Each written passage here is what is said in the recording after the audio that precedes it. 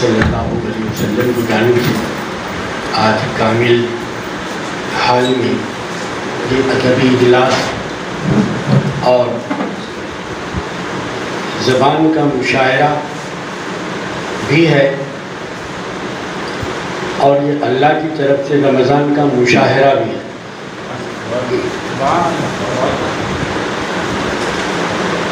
ایسی مجلسیں، ایسی بیٹھکیں، ایسی سنگتیں بڑی قابل قدر ہوتی ہیں۔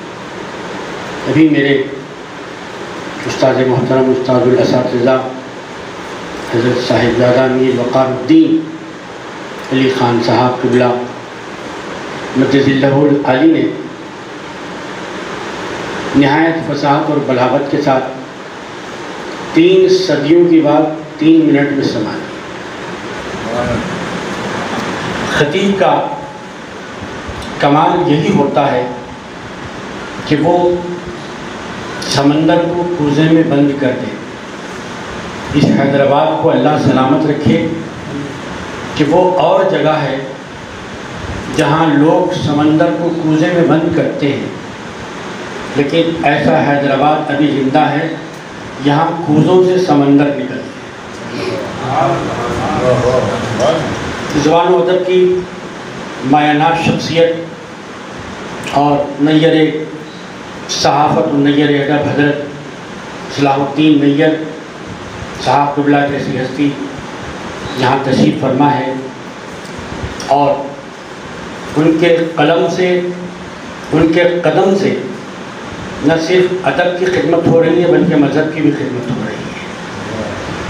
یہ یقیناً آج کی مجلس شب قدر، یہ لیلۃ القدر ہے، جس کے بارے میں ابھی ابن نعیم حضرت مولانا عظیم الدین حسامی صاحب مجد اللہ العالی موتی بکھیر رہے تھے۔ اللہ کا یہ انعام ہے، اسلام میں رات بھی قدر والی ہے، دن بھی قدر والا ہے۔ اگر کوئی اچھی کتاب لکھی جائے تو وہ کتاب القدر ہے، اگر کوئی اچھا کلام کہا جائے تو وہ کلام القدر ہے، اگر کوئی اچھا استاد ہو تو استاد القدر ہے، اگر کوئی اچھی ماں ہو تو والدۃ القدر ہے، اچھی مجلس ہے تو وہ مجلس القدر ہے۔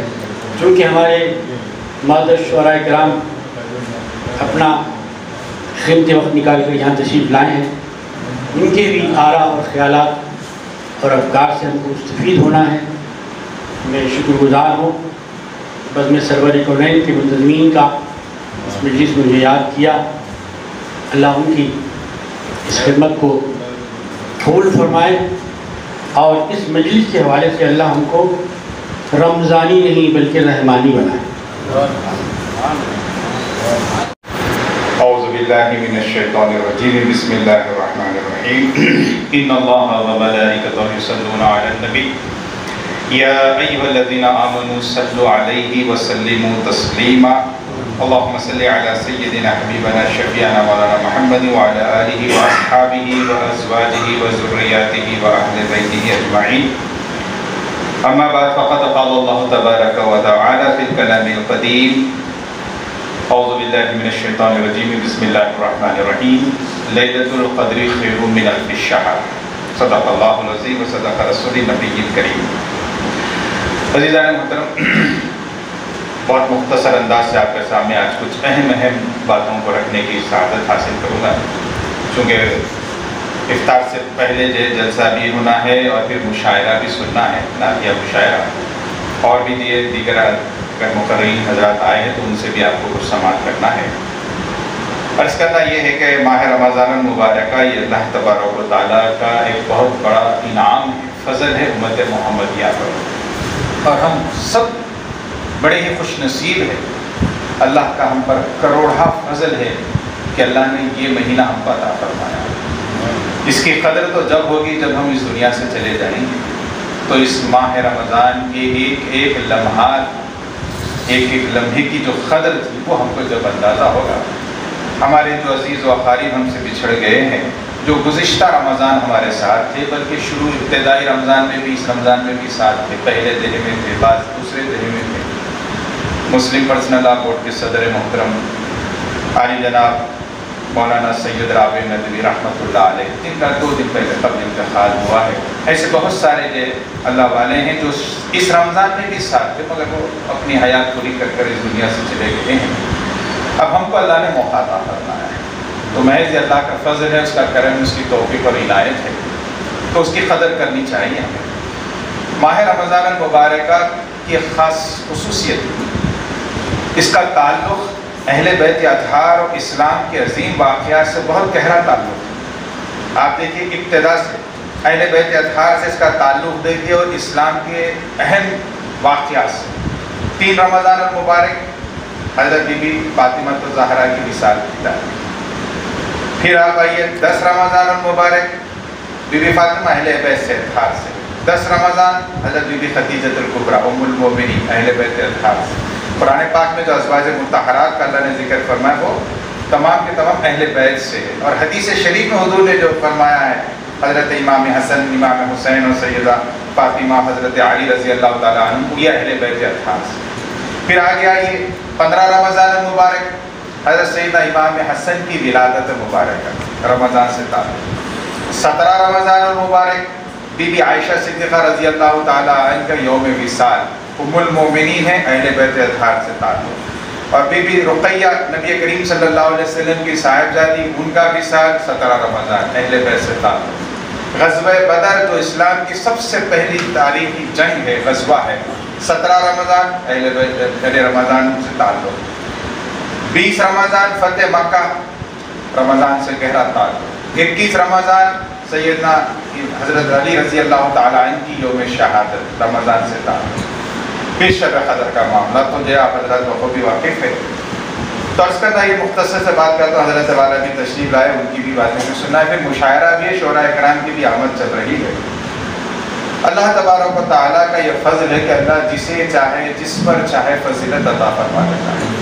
قرآن پاک میں اللہ نے فرمایا کہ تلک الرسل فضلنا بعضهم علی بعض، اللہ تعالیٰ جس رسول پر چاہے، جسے چاہے فضیلت عطا فرماتا ہے۔ منہم من کلم اللہ، ان میں سے وہ بھی جن سے اللہ نے بات کیا، منہم من کلم ورفع بعضهم درجات، اور بعض وہ بھی ہیں جن کے اللہ تعالیٰ نے بلند درجے فرمائے ہیں۔ اب کس پر اللہ نے کس کو فضیلت بخشی ہے یہ ہم نہیں کہتے، بس اللہ کا اختیار کا معاملہ، اللہ جسے چاہے جس پر فضیلت عطا فرماتا ہے۔ اسی طرح اللہ کی شان ہے کہ تمام مہینوں میں اللہ تعالیٰ رمضان المبارکہ کو فضیلت عطا فرمائی ہے، نزول قرآن پاک اور روزوں کو فرض فرماتے ہیں۔ پھر اسی طرح آپ دیکھیں سرکار عالم صلی اللہ علیہ وسلم کی ذات مبارکہ، کل انبیاء، کل رسول میں اللہ تعالیٰ نے حضور کو فضیلت اور یعنی فضیلتوں سے نوازا ہے۔ اسی طرح تمام راتوں میں اللہ تبارک و تعالیٰ نے شب قدر کو فضیلت بخشی ہے۔ اب وجہ کیا ہے شب قدر ادا کرنے کی؟ اس کی 2-3 روایتوں میں جو وجہ ملتی ہے۔ ایک مرتبہ حضور نبی کریم صلی اللہ علیہ وسلم نے صحابہ اکرام رضوان اللہ تعالیٰ علیہ مجمعین کے سامنے بنی اسرائیل کے ایک عابد کا ذکر فرمایا ہے کہ جس کا نام شمعون یا سمعون آیا ہے۔ حضور نے ارشاد فرمایا کہ اس اللہ کے بندے نے اللہ کی اس طرح سے عبادت کی ہے کہ 1000 مہینوں تک یہ دن میں روزے رہتا اور رات تمام اللہ کی عبادت میں گزارتا۔ ایک روایت میں آتا ہے کہ دن میں جہاد کرتا، رات پوری اللہ کے عبادت میں گزارتا اور دن میں جہاد کے ساتھ روزے رہتا۔ سرکار عالم صلی اللہ علیہ وسلم نے جب اس کی یہ فضیلت صحابہ کے سامنے بیان فرمائی تو صحابہ ہم جیسے نہیں تھے، سن گئے یا رسول اللہ وہ تو بڑے لوگ تھے، انہوں نے آج کل ہمارا معاملہ کیا کچھ دن تو وہ بڑے لوگ ہم کہاں سے کر سکتے۔ صحابہ کی کیفیت ایسی نہیں تھی، بلکہ میرے آقا کی بھی یہ خواہش ہوتی تھی کہ میری امت مجھ سے آگے بڑھ جائے۔ یہ سنتے ہی صحابہ کے دل میں ایک شوق پیدا ہوا، عرض کرنے لگے یا رسول اللہ کل میدان حشر میں جب وہ شخص آئے گا تو بڑی بڑی نیکیوں کے ساتھ آئے گا۔ پہلی بات تو ہماری عمریں اتنی ہوتی ہیں، اکثر جو ہے ہماری عمریں 60 70 80 سال کی ہوتی ہے، اس میں تقریباً 15 سال تو بچپنے میں گزر جاتا ہے، اور کچھ جو ہے معاش کی تلاش میں گزر جاتا ہے، کچھ سونے میں چلے جاتا ہے، کچھ غفلت میں بیماری میں گزر جاتا ہے۔ تو اگر علماء فرماتے ہیں اگر کوئی 60 سال کی زندگی اگر کوئی حاصل کیا ہے تو اس میں سے 20 سال اس کے سو جانے میں گزر جاتے ہیں، 20 سال معاش کے ذریعے میں، اور 20 سال اسی طرح سے جو غفلتوں میں گزر جاتے ہیں۔ اور اس میں بھی اگر کوئی 5 وقتہ نمازی ہے تو اس کی پوری زندگی کی عبادت کے وقت کو اگر جمع کیا جائے تو 1.5-2 سال سے زیادہ نہیں بنتا۔ اب آپ اندازہ کریے 24 گھنٹے میں ہم نماز کے لیے کتنا وقت نکالتے ہیں؟ ہر فرض نماز کے لیے اگر آپ 5-10 منٹ سے زیادہ ہو تو اگر 5 نماز ہے تو بڑی مشکل سے گھنٹہ سوا گھنٹہ۔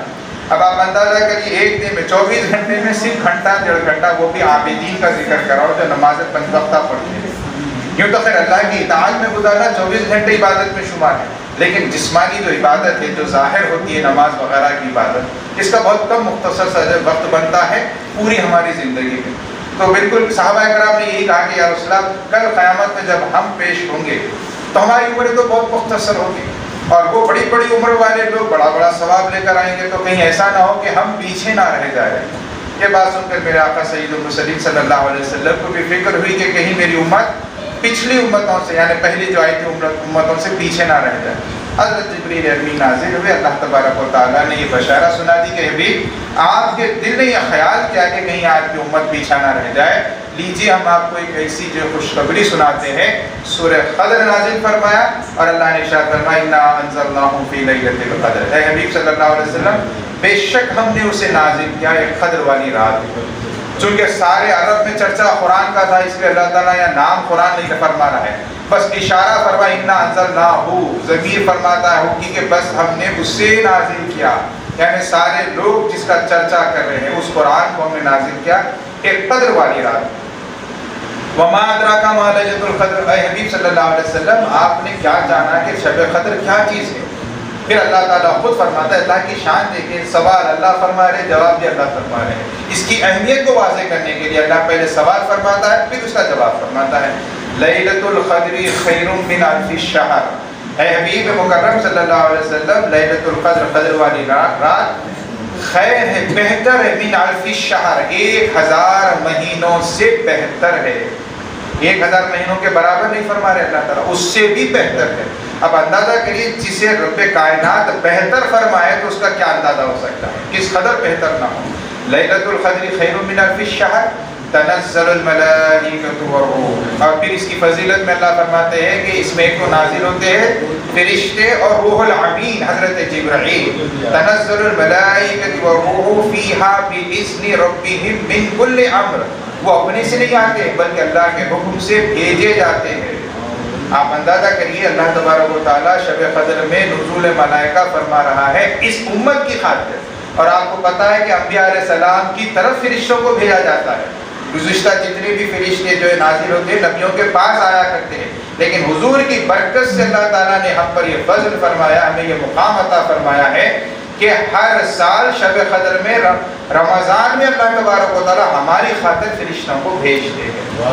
فیہا باذن ربہم من کل امر، اور اللہ کے حکم سے ہر فیصلے کو جو ہے وہ طے فرماتے ہیں۔ سلام، یہ رات سلامتی والی ہے، اس رات کا ایک حصہ سلامتی والا نہیں ہے، اللہ کے فضل کا معاملہ دیکھیں پوری رات سلامتی والی ہے۔ اگر ایک آدھ رہتا لمحہ تو ہو سکتا ہے کہ تم ضائع کر دو، اس لیے اللہ نے فرمایا کہ ساری رات اس کی فضیلت والی سلامتی والی ہے۔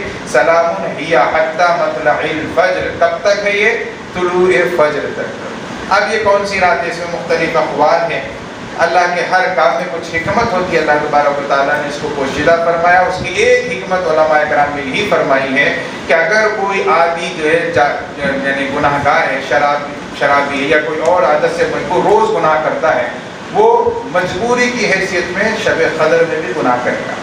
اگر واضح ہو جائے کہ یہی رات ہے اور اس کے باوجود پھر وہ گناہ کرے تو پھر جو قابل معافی نہیں رہے گا۔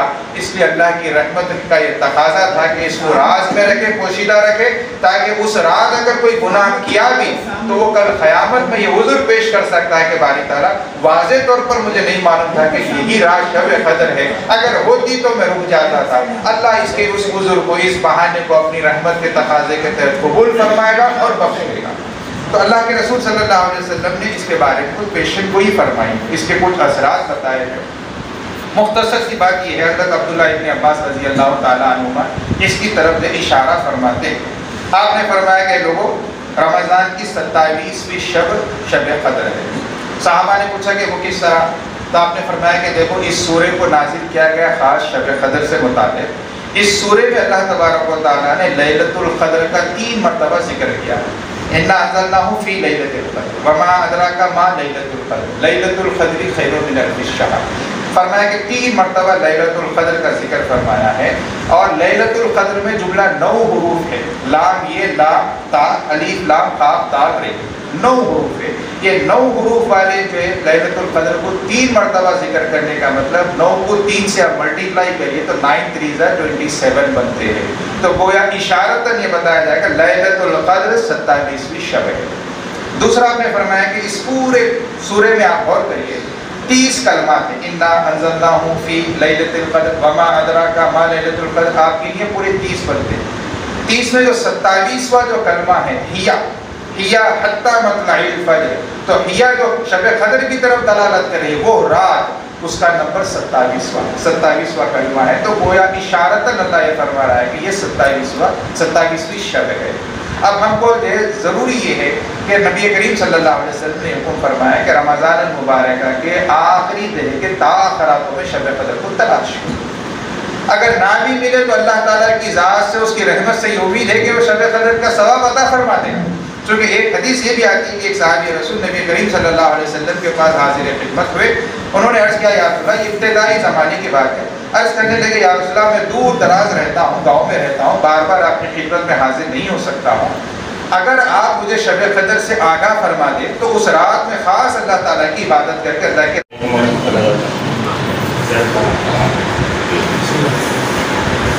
نبی شریف کا مطلب کرتا ہوں۔ محبوب کردگار ہے اور رازدار ہے، محبوب کردگار ہے اور رازدار ہے، آقا کے ہاتھ دیکھیے کل اختیار ہے، آقا کے ہاتھ دیکھیے کل اختیار ہے۔ پھر عرض کرتا ہوں کہ خوابوں میں دیکھنے کو تجلی حضور کی، خوابوں میں دیکھنے کو تجلی حضور کی، دل میں ہجوم شوق نظر بے قرار ہے، دل میں ہجوم شوق نظر بے قرار ہے۔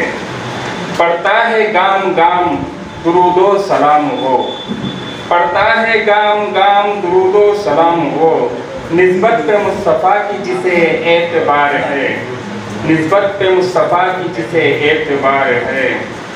مختار کرتا ہوں کہ ہیں سارے انبیاء ہی خود آور مگر سراج، ہیں سارے انبیاء ہی خود آور مگر سراج، نبیوں میں صرف میرا نبی تاجدار ہے، نبیوں میں صرف میرا نبی تاجدار ہے، ہیں سارے انبیاء ہی خود آور مگر سراج، نبیوں میں صرف میرا نبی تاجدار ہے۔ شکریہ۔ نبوت ایسی ولایت علی کی ہے، جذبِ نبوت ایسی ولایت علی کی ہے، سیرت جو ہے نبی کی وہ سیرت علی کی ہے،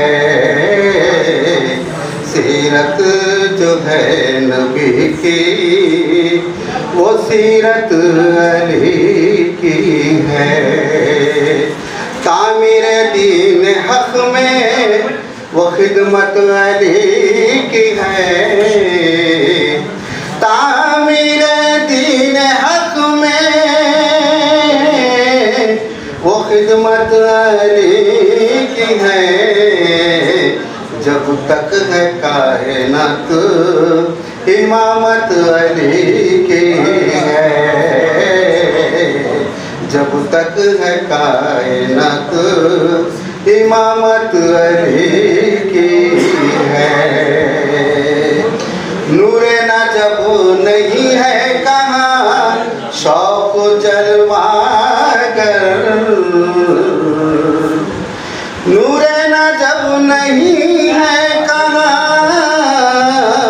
شوق جلوہ گر، کوئی ہو شام روشنی حضرت علی کی ہے، کوئی ہو شام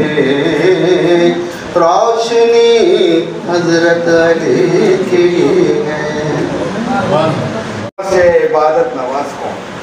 گزارا ہے برچیوں میں عبادت نواز کون؟ میدان کربلا میں ہوا کارساز کون؟ میدان کربلا میں ہوا کارساز کون؟ مسجد کی ہر دیوار سے آتی ہے یہ صدا، مسجد کی ہر دیوار سے آتی ہے یہ صدا، دیتے نصر حسین تو پڑھتا نماز کون؟ ہے آپ کی نسبت روک لیتی ہے، آپ کی نسبت تیر جتنے بھی ہم پہ چلتے ہیں، یہ کرم ہے حضور کا ہم پر آنے والے عذاب ٹلتے ہیں، یہ کرم ہے حضور کا ہم پر آنے والے عذاب ٹلتے ہیں، وہی بھرتے ہیں جھولیاں سب کی، وہ سمجھتے ہیں بولیاں سب کی، آؤ بازار مصطفیٰ کو چلے، کھوٹے سکے وہیں پہ چلتے ہیں، اپنی اوقات صرف اتنی ہے، کچھ نہیں بات صرف اتنی ہے، کل بھی ٹکڑوں پہ ان کے پلتے تھے، ابھی ٹکڑوں پہ ان کے پلتے ہیں۔ معطر ہو گیا دل میرا ذکر محمد سے منور ہو گیا، دل میرا ذکر محمد سے منور ہو گیا، یہ خدا ہی جانتا ہے شاہدی کے عشق میں، یہ خدا ہی جانتا ہے شاہدی کے عشق میں، کون کمتر ہو گیا اور کون برتر ہو گیا، کون کمتر ہو گیا اور کون برتر ہو گیا۔ یہ عظیم ایسی سعادت ہے کہ جس پر ناز ہے، یہ عظیم ایسی سعادت ہے کہ جس پر ناز ہے، ان کی مدحت کا سلیقہ بھی مقدر ہو گیا، ان کی مدحت کا سلیقہ بھی مقدر ہو گیا۔ اب میں یہ زیست محمد کے صدقے میں گزرتی ہے،